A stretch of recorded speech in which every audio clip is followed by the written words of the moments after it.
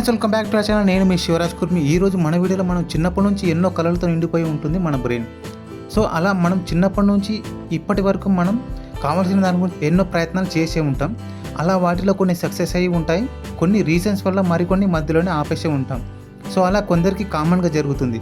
నేను ఇప్పుడు చెప్పబోయే వ్యక్తి మీకు ఆల్రెడీ తెలిసే ఉంటుంది, ఎందుకంటే తమ్నెల్ చూశారు కాబట్టి. సో ఆయన గురించి మన తెలుగు రాష్ట్రాల్లో అందరికీ తెలిసినప్పటికీ కూడా నేను గ్యాదర్ చేసినటువంటి ఇన్ఫర్మేషన్ నా మాటలు మీ మనసులో. 2023లో నక్కతోక తొక్కినటువంటి మన తెలంగాణ సీఎం యనమల రేవంత్ రెడ్డి గారు చాలా తక్కువ టైంలో ఎక్కువ పేరు ప్రఖ్యాతులు సంపాదించారనే విషయం మనకు అందరికి తెలిసిన విషయమే. ఎంతోమంది సీనియర్ లీడర్స్ పార్టీలో ఉన్నప్పటికీ ఎక్కడో పాతాళంలోకి దిగజారిన పార్టీని పట్టాలెక్కించి మీటింగ్లతో మొదలుకొని మహాసభల వరకు ఆపోజిట్ లీడర్ల నుదిటిపై చెమటలు పుట్టించే మాటలతో సెంట్రల్ గవర్నమెంట్లో బలమైన పార్టీ ఉన్నప్పటికీ, ఎన్నో సంవత్సరాల నుంచి పార్టీ కోసం పనిచేస్తూ సీనియర్ లీడర్లు ఉన్నప్పటికీ తన విలువైన సవాలు తెప్పించే మాటలతో ప్రజల హృదయాలు సంపాదించుకోవడమే కాకుండా ఎమ్మెల్యేగా, ఎంపీగా, ముఖ్యంగా అతి తక్కువ సమయంలో సీఎం పదవిని సంపాదించారు తెలంగాణ సీఎం శ్రీ యనమల రేవంత్ రెడ్డి గారు.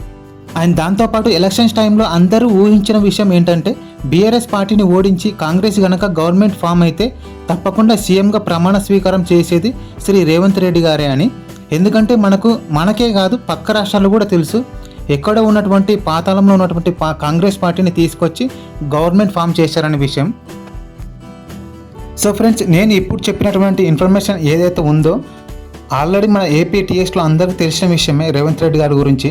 ఎందుకంటే ఇంతకుముందు టీడీపీలో వర్క్ చేశారు. మన తెలంగాణ రాకముందు సపరేట్గా ఉన్నటువంటి కొన్ని పార్టీస్ ఉన్నాయి కదా, ఆ పార్టీల కోసమని కొంతమంది వర్క్ చేశారన్నమాట.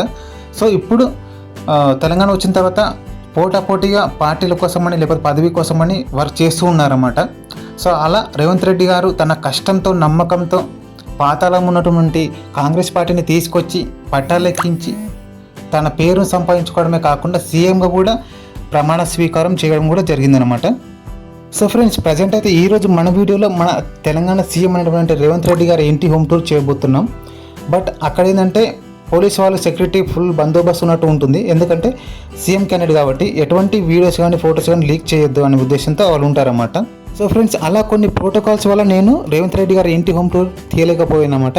సో అట్లీస్ట్ ఇన్ఫర్మేషన్ ఇచ్చాను కాబట్టి. So thank you very much.